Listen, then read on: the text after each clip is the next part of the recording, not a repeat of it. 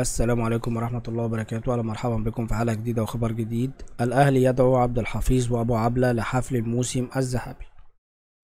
أعلن النادي الأهلي بشكل رسمي اليوم عن توجيه الدعوة للسيد عبد الحفيظ مدير الكرة السابق لحضور احتفاليته بالفريق الرياضي غدا الأربعاء. وقال الأهلي عبر موقعه الرسمي اليوم أن إدارة النادي وجهت الدعوة إلى السيد عبد الحفيظ مدير الكرة السابق والدكتور أحمد أبو عبلة طبيب الفريق السابق ولاعبي الفريق الذين رحلوا بنهاية الموسم الماضي لحضور حفل تكريم فريق الأهلي المختلفة التي توجت بالعديد من البطولات خلال الموسم الماضي. كما وجهت إدارة الأهلي الدعوة إلى لاعبي فرق النشاط الرياضي بالنادي وجميع الأجهزة الفنية والإدارية والطبية الذين أسهموا في التتويج بالبطولات في مختلف الألعاب الجماعية والفردية في الموسم الماضي.